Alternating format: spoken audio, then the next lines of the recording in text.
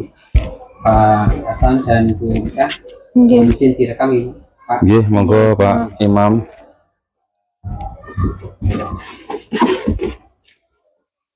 Tujuan wawancara ini untuk menggali informasi tentang implementasi pembelajaran PAI. Kalau di PAI di MI ya berarti empat materi Iya. itu selain bahasa Arab, Iya. untuk meningkatkan sikap harmonis anak dalam program SRA Sekolah Ramah. Pertama, nanti jawabnya bisa gantian nih. Iya. Gantian nomor satu, Nomor satu. soal nomor satu bisa menambahi gitu Ya, ya. bisa nambahin. Jadi jawab semua tapi nambahin ya. Menurut Bapak dan Ibu, apa sih kebutuhan dasar siswa yang perlu dipenuhi agar pembelajaran PAI berjalan efektif? Mungkin dari fasilitas yang memadai, sarana prasarana ya Pak, untuk mendukung pembelajaran. Karena kalau cuma dengan metode ceramah itu kan anak-anak tetap banyak bosannya. Dari fasilitas ya Pak. Ya. Selain dari kualitas juga dari segi suasana belajar ya Pak. Ya. Jadi secara psikologis juga anak itu butuh yang namanya kenyamanan dalam belajar, aman dalam belajar. Jadi kalau merasa dihargai oleh sesama dan gurunya itu juga salah satu kebutuhan dasar bagi anak juga selain kualitas ya. Kualitas kan secara fisiknya, tapi secara non fisiknya, psikologisnya yaitu rasa aman, rasa nyaman, kemudian dihargai, ya semacam itulah. Jadi yang secara psikologisnya jadi dua ya, jadi ada yang secara fisik dan non fisik Pak. Bagaimana madrasah memastikan kebutuhan dasar siswa seperti rasa aman, nyaman, rasa diterima dan dihargai terpenuhi selama proses pembelajaran di kelas berlangsung? Memastikan. Ya. Itu ya mungkin kayak di pemantauan atau evaluasi ulang gitu Pak, dievaluasi lagi, atau mungkin dari guru-gurunya juga diadakan pelatihan juga bisa sih menurut saya. Iya. Samping itu juga ya diberikan bekal ya, guru diberi bekal untuk bagaimana mengajar itu tidak hanya monoton memberikan ilmu pengetahuan saja gitu, tapi secara emosi. Jadi ada kata-kata yang menarik itu, jadi yang diingat murid itu bukan ilmu yang diberikan, tapi perlakuan apa guru terhadap anak itu juga sangat berkesan. Makanya hati-hati sekali. Nah, salah satunya bagaimana pihak madrasah itu membuat yang namanya SOP Pak. Ya, SOP itu bagaimana mengajar itu harus sesuai dengan SOP yang kita sepakati di sini begitu, yang kita sudah tetapkan di sini. Misalnya tidak boleh bermain secara fisik ya, kekerasan. Kalau kita mengingatkan anak gitu loh, nah itu kan berarti kan ada SOP yang harus ditaati oleh semua guru. Jadi kalau misalnya nanti guru kok melanggar, nanti ada sanksi. Nah itu adalah salah satu cara sekolah itu memastikan bahwa anak itu nyaman gitu. Dan orang tua yang mempercayakan anaknya ke madrasah itu sudah merasa nyaman juga karena sudah ada peraturan yang jelas gitu Pak di madrasahnya gitu, dan itu dikomunikasikan sejak awal biar tidak terjadi pembulian ya Pak. Ya, sekarang yang marak itu pembulian. Apakah ada program khusus untuk mengatasi siswa yang mengalami kesulitan memenuhi kebutuhan dasarnya? Contohnya misalnya siswa yang mengalami masalah sosial atau emosional, ada program khusus di madrasah ini? Ya, itu ada Pak. Jadi semacam ada SOP-nya. Jadi setiap ada masalah belajar atau masalah emosional ya, sosial ya dengan temannya begitu ya. Nah itu kan mesti ada salah paham misalnya. Salah satu contoh ada masalah tentang perkelahian.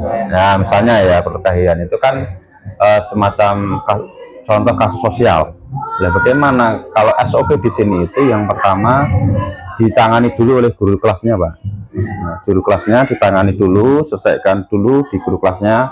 Nah, nanti kalau ternyata di kelas itu belum bisa terselesaikan, nanti minta bantuan kepada guru lain, dalam ini adalah BP, Pak. BP atau kesiswaan. Kebetulan ya BK-nya. Kebetulan saya kan kesiswaan, Pak. Jadi kalau urusan masalah itu yang agak mesti saya yang komunikasi begitu. Nah, setelah dari BP atau BK atau kesiswaan itu ternyata kok belum butuh lagi dinaikkan ke atas, artinya masalahnya belum selesai, kita naikkan ke kepala madrasah gitu. Nah, dari madrasah nanti akan jadi kesimpulan atau keputusan bagaimana ini baiknya kasusnya itu. Jadi memang tahapannya gitu, Pak. Jadi tahapannya memang dari guru kelasnya dulu yang pertama, kemudian minta bantuan ke BP atau BK, kemudian nanti ke kepala madrasah. Bagaimana lingkungan pembelajaran di madrasah ini dirancang untuk membantu siswa mengembangkan potensi terbaik.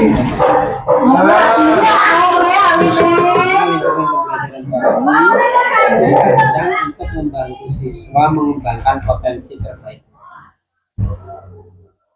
Mungkin dengan tambahan-tambahan seperti ikut ekstra ya Pak, karena kita kan punya program tahfidz juga.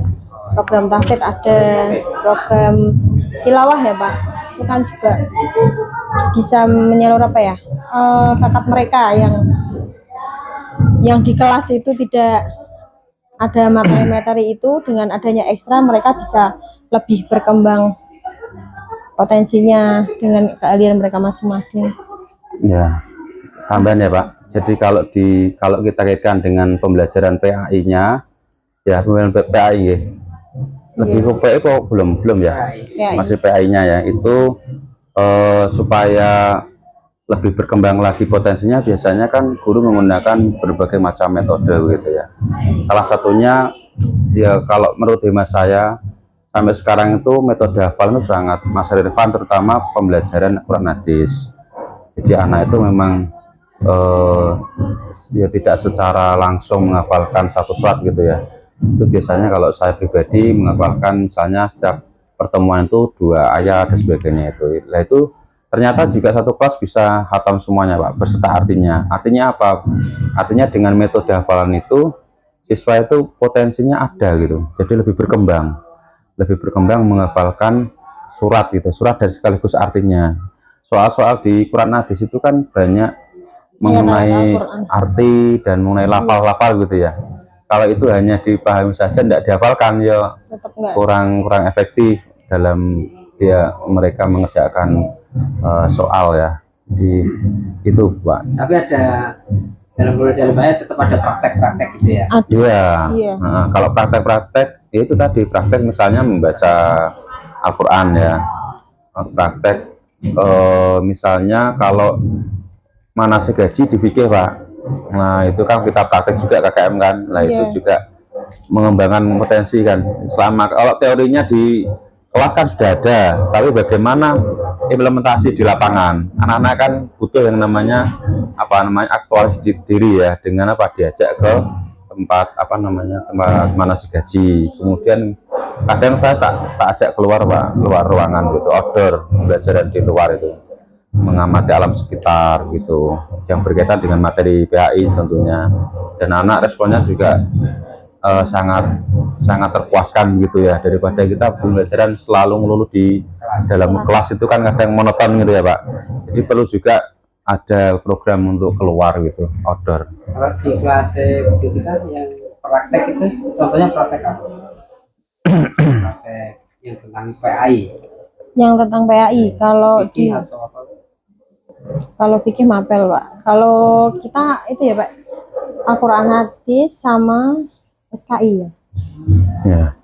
Kalau SKI biasanya setiap anak setelah saya jelaskan, dan mereka saya suruh merangkum, atau ya salah satu dari anak saya tunjuk yang biasanya pendiam Pak. tidak mau aktif. Sudah saya pancing dengan pertanyaan-pertanyaan tapi dia nggak aktif, ya saya suruh masuk ke depan untuk menjelaskan kembali. Bisa, nggih. Terkait dengan SKI itu kan sejarah. Yes, Sejarah. karena sejarah. Nggih. Cerita. Ya ada juga misalnya buat biografinya Pak, kan Iya. bisa biografi dari Rangkum ya, Pak, ya. sahabat-sahabat itu kan kalau di materi kelas 5. Langsung ke ini tadi 456 terjawab Pak. Oke, siap. Jadi kan Mengalir aja. iya, jadi anak mempunyai anak ternyata kan memiliki ruang yang cukup untuk mengembangkan diri. Iya, dari betul. ekstra. Bagaimana cara guru memberikan penghargaan kepada siswa yang menunjukkan usaha atau partisipasi dalam belajar baik, untuk penghargaan kepada anak-anak? Bisa dengan sanjungan ya Pak, sanjungan Ya, bisa. iya. Kadang kalau sekarang tuh seringnya kasih jajan, bawa jajan, siapa yang bisa menjawab nanti dapat jajan, itu juga membuat mereka lebih semangat Iya. untuk menjawab pertanyaan-pertanyaan itu. Selain itu juga nanti juga ya selain kadang es krim ya, Iya, senang dikasih es krim harga 2.000 aja itu sudah senang dan berkesan itu. semangat sekali. Iya, iya, iya. Tadi saya nginceng jawaban angkat anak, ada yang tulis dikasih es krim. Iya, memang benar, iya. Memang dikasih es krim, Pak. Jadi salah satu memotivasi Pak ya. Jadi rewardnya itu Jajan, kasih juga jajan. diberi jajan. Kemudian kalau ucapan-ucapan ya, verbalnya ya bagus. Iya. Terus kemudian juga diberikan nilai ya Pak. Nilai itu dalam artian gini Pak. Kadang guru itu kan memberikan tugas, tapi tugas tidak dikoreksi. Itu sebenarnya juga mengecewakan murid kan. Nah, bagaimana kita menghargai? Ya kita koreksi terus kasih nilai. Kasih nilai. Berapapun itu hasilnya sama dinilai Pak. Itu salah satu hal yang bisa membuat anak itu termotivasi. Besok lagi saya tak mengerjakan karena kan ada dikoreksi dan nilai. Karena ada keluhan juga, ya saya kan pernah ngobrol. Pak, Pak, saya dikasih guru mapel ya, kan ada mapel yang masuk ya Pak. Tapi tidak pernah dikoreksi Pak, cuma nganu. Nah, itu berarti kan ada kekecewaan Pak. Kekecewaan, anak itu sudah mengerjakan dengan sungguh-sungguh ya, dengan usaha keras, tapi tidak dikoreksi, tidak dikasih reward, tidak dikasih. Kalau di sini istilahnya apa Pak? Reward itu apa ya? Apresiasi. Bukan loh. Tadi ada kata-kata dalam kurung itu penghargaan itu loh. Apa namanya? Nah, esteem ya, esteemnya itu. Nah, jadi atau rewardnya itu. Yaitu verbal, terus kemudian kita beri nilai dengan mengoreksi jawaban tugas dari anak itu juga. Apa strategi atau metode pembelajaran yang digunakan guru sekolah atau di madrasah untuk memastikan siswa menjadi pusat dalam pembelajaran? Tidak hanya objeknya saja, tapi menjadi subjek. Ya, Pak, kita gunakan metode dan model pembelajaran yang centered ya, misalnya PBL ya. Iya, Pembelajaran yang bersifat kasus kan Pak. Kita beri kasus, kemudian mereka pecahkan di dalam diskusi Pak, diskusi apa namanya kelompok. Nah itu kan salah satu juga bagaimana kita itu tidak melulu sebagai penceramah ya, tetapi kita serahkan ada masalah tentang materi PAI, kemudian mereka diskusikan, terus nanti kita yang mengkonfirmasi. Nah ya kan, apakah dari jawaban mereka itu sudah sesuai dengan jawaban yang sebenarnya atau belum, kan nanti kita yang mengkonfirmasi. Untuk mendorong siswa lebih aktif tadi ya, kayak kita kan malah justru yang pendiam malah kemudian suruh maju. Iya. Bisa. Biar lebih aktif. Mungkin ada contoh lain enggak? Lain nanti ya. Bagaimana guru mendorong siswa agar lebih aktif dalam proses belajar? Kalau saya lebih nambah ya, jadi lebih ke perhatian khusus Pak. Perhatian khusus dalam artian gini, misalnya dalam diskusi ya, dalam diskusi itu kan ada anak yang kurang aktif, ya kita tegur, ayo yang aktif kamu. Ada pendekatan. Nah, ada pendekatan, guru datang ke lokasi diskusinya kan, tempat diskusinya kelompok itu yang agak pasif misalnya. Ayo di nganu, yang aktif jangan tidur aja misalnya, atau yang satunya itu jangan hanya si A saja ini yang aktif, ayo kamu semuanya ada ide apa sampaikan, tidak ada yang salah, pokoknya sampaikan aja lah, kita diskusikan di situ. Jadi kemudian sebaliknya misalnya ada yang rame, itu juga kita ingatkan. Karena kalau rame itu dibiarkan itu mengganggu teman lain. Jadi kondisi ya, mengkondisikan anak di dalam pembelajaran itu juga bisa membuat apa tadi Pak? Lebih aktif lagi anak. Iya, jadi lebih aktif lagi loh, lebih aktif. Kan ada tipe-tipe belajar kan masing-masing ya Pak. Ada yang sunyi, pengen sunyi, saya seneng belajar sama Pak ini karena sunyi, tenang gitu. Kan ada yang kelas itu diajar guru A rame, itu membuat anak itu tidak nyaman. Iya Pak. Menurut ini kan, menurut Hasan dan Ketikan ya, kalau pembelajaran yang berpusat pada siswa kan cenderung anak ini aktif terus bersosialisasi gitu. Iya. Menurut ini kan bisa enggak itu meningkatkan sikap harmonis antara mereka? Bisa. Dengan cara membagi kelompok waktu belajar seperti itu. Kalau di kelas saya ya Pak, karena di kelas saya itu kan anak C. Jadi kalau kelompokan itu juga saya harus bagi tugas. Harus sendirian yang menentukan. Iya. Dan kalau kelompok kan biasanya ya udah kelompok A ini tugas kalian sendiri yang bagi. Tapi kalau di kelas saya itu tidak bisa seperti itu Pak. Karena kalau saya serahkan yang penting kelompok A ini tugasmu, kelompok B tugasmu, itu pasti yang mengerjakan hanya 1-2 anak yang aktif itu saja. Jadi tetap harus saya bagi lagi. Contoh ini materi Quran hadis yang terakhir kan tentang hadis orang munafik ya Pak, ciri-ciri tanda-tanda orang munafik. Ya. Nah itu nanti kalau pakai yang metode Pak Hasan tadi, itu saya udah membuat soal, sudah saya terangkan, terus nanti saya dibagi per kelompok. Itu kan ada tugas yang satu menulis hadis dan artinya, ada menyebutkan ciri-cirinya. Itu pun karena tugasnya saya itu suruh membuat buku saku, itu juga saya bagi. Kamu yang bagian nulis ini, kamu bagian mencari ciri-cirinya apa.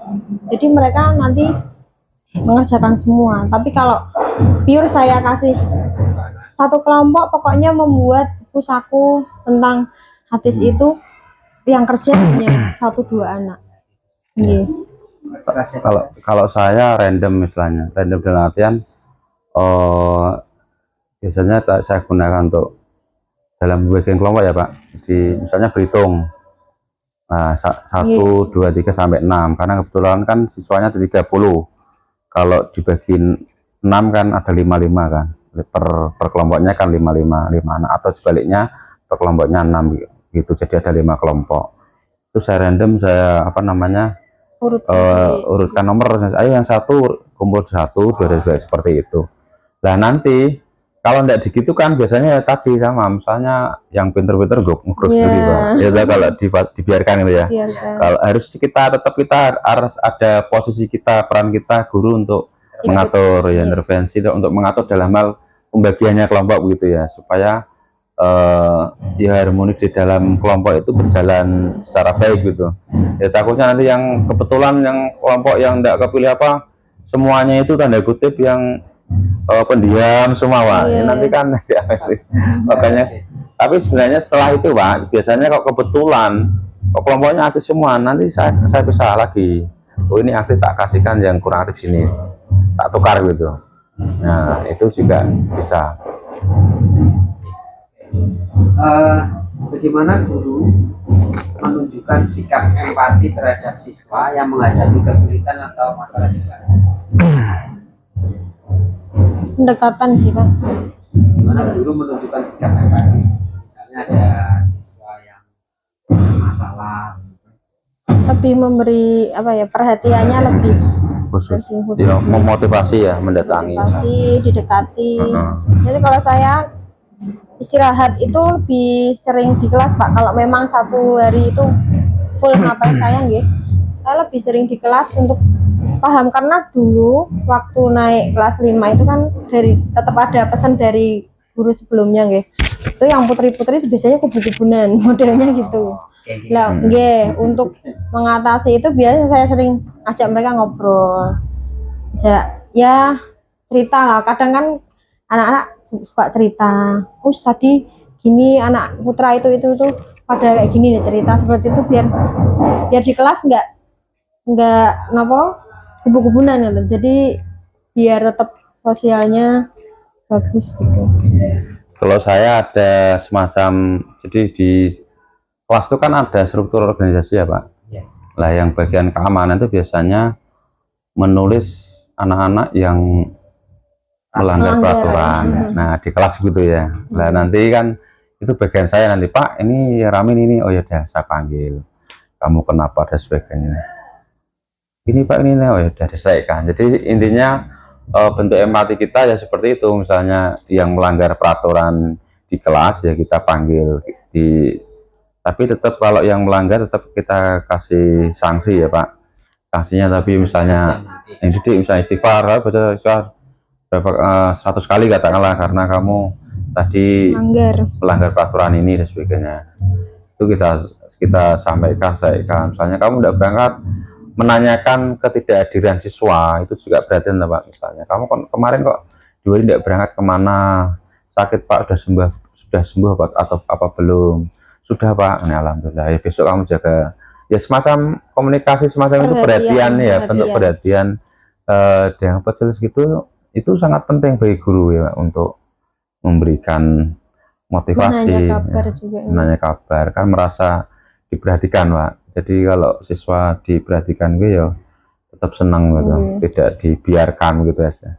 Kadang anak yang melanggar itu kadang caper, Pak. Mencari perhatian, kurang perhatikan di rumah, akhirnya caper sama gurunya. Ya bisa Pak, semacam itu. Ternyata ya. Iya, kayak gitu. Menurut pengamatan Bapak dan Ibu, bagaimana kondisi psikologi siswa selama mengikuti pembelajaran?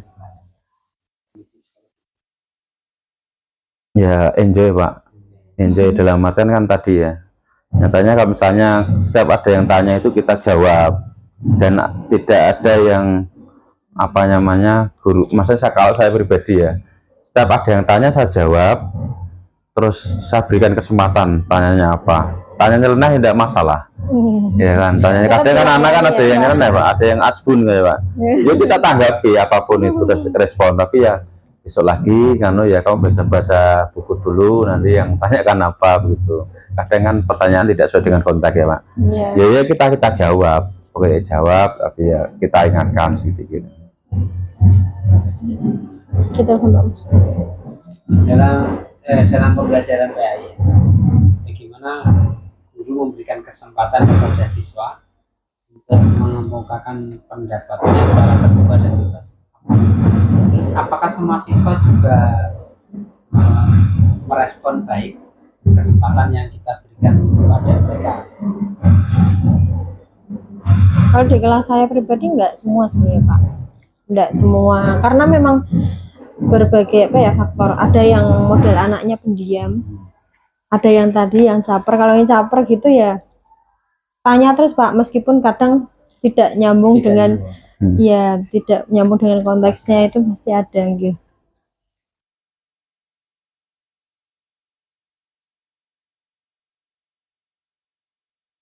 Itu tadi sudah ya, apa Pak tadi? Bagaimana guru memberikan kesempatan pada siswa untuk menggunakan nah ya tadi memberikan kesempatan untuk bertanya kan, silahkan bertanya apa yang kurang paham di mananya begitu, nanti saya jelaskan lagi. Ya tadi memang ya tidak semuanya Pak, tidak semuanya itu aktif bertanya ya cuma ya banyak lah yang sudah mau bertanya. Biasanya kalau nggak aktif gitu, kadang karena saya guru kelas ya Pak, itu dari wali murid kita juga berinteraksi dengan wali murid gitu loh Pak, bercerita ini anak saya kok gini, kadang ada yang kayak konsultasi gitu loh Pak, ini anaknya gini, kalau di kelas kok nggak ada temen, katanya suka menyendiri. Nah seperti itu kan yang tadinya kita nggak gitu tahu sebagai guru, setelah dapat informasi dari wali murid gitu, baru kita lebih tingkatkan lagi lah perhatiannya untuk ke anak ini kok bisa nggak mau berbaur dengan teman-temannya, lebih pendekatannya lebih ditingkatin lagi kalau menurut saya sih gitu. Eh, saya mau tanya tentang SRA ya, penyimpanan dari ini. Oke.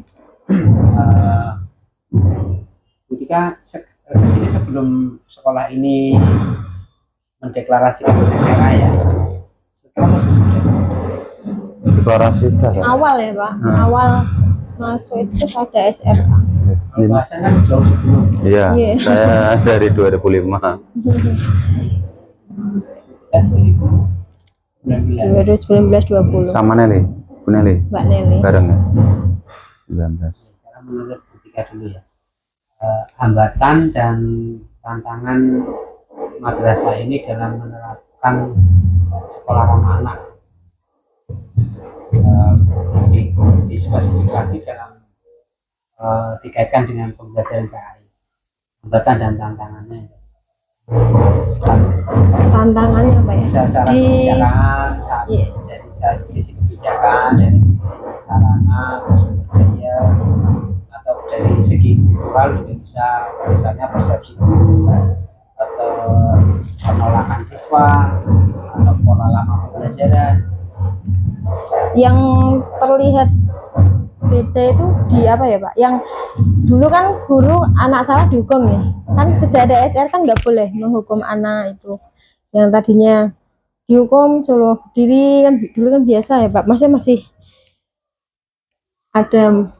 ada yang seperti itu lah, menghukum anak, bahkan mendenda kalau buang sampah sembarangan dia 1.000 Pak. Lah, setelah ada itu kan terus tidak boleh, dan guru harus bagaimana caranya memberi sanksi itu yang lebih mendidik, seperti baca istighfar 100 kali atau nulis. Biasanya kalau saya suruh nulis Pak, suruh nulis 100 kali atau 50 kali, itu anak nggih responnya lebih bagus suruh nulis daripada hanya suruh berdiri di depan.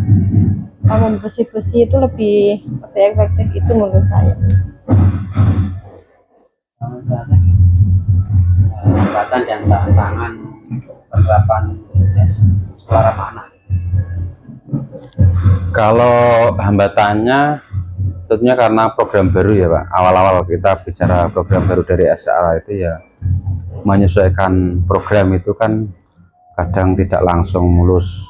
Nah, hambatan misalnya dari guru sendiri, dari guru misalnya belum paham tentang SRA ya masih menggunakan metode atau cara-cara lama begitu ya dalam mengajar kan gitu. Kemudian dari siswanya, kalau siswa sih condongnya sih kurang memahami ya masalah SRA. Kan awal program ya kita sosialisasikan, tapi awal-awal hambatannya kan dia belum tahu apa itu SRA sebagainya. Nah, kemudian dari wali murid, orang tua, kalau orang tua ya sebenarnya hambatannya tidak begitu berarti, karena apapun yang positif di madrasah kan mereka selalu mendukung Pak. Tapi yang pelaku atau subjek yang ada di sini itu kan yang melakukan ya guru, maksudnya guru dan siswa itu yang melakukan pembelajaran di sini, yaitu yang biasanya satu harus menyesuaikan itu. Kemudian tantangannya ya itu karena satu gurunya belum memahami tentang SRA ya gitu. Berarti kan solusinya nanti ya harus diberikan pelatihan tentang SRA itu yang baik itu seperti apa, yang sesuai dengan idealnya SA seperti apa. Otomatis nanti kalau gurunya sudah paham tentang SRA, nanti siswa juga akan ikut menikmati itu Pak. Salah satu kemarin yang di SRA itu gini Pak, misalnya dari segi fisik bangunannya Pak, meja itu tidak boleh yang seperti ini Pak, laci-laci itu tidak boleh karena ini membahayakan. Jadi SRA itu jangan sampai membahayakan anak dan Harus senyaman mungkin. senyaman masyarakat di sekolah itu, guru juga gitu. Jadi tidak boleh yang misalnya ada meja kok masih ada sudutnya lancip, tidak boleh, harus yang papak Di yang sini sudah sesuai semua. ya sekarang sudah mulai. Kemarin setelah itu kan langsung dengan Pak dipaprasi, dipaprasi begitu. Jadi masukan dari tim SRA itu salah satunya itu cagak itu tiang itu Pak, sampai dikritisi tiang itu tidak boleh yang persegi, Iya, lancip harus yang nggak boleh. bulat. Tiang-tiang di teras pilar-pilar bangunan yang di teras depan kan, itu kan kalau kita bangun ya pokoknya kan persegi dah Pak. Iya. Nah sebenarnya itu juga kurang SRA sebenarnya, harusnya apa yang melingkar begitu. Iya. Tapi kan duluan bangunan daripada SRA. Iya. Itu ya yang kita gini, yang kita bisa benahi ya kita benahi Pak. Tapi yang belum ya sambil jalan, mungkin besok pas ketika bangun ya sesuai Iya, dengan SRA. SRA begitu. Cukup Pak Hasan dan Ika ya. Terima kasih. Oke.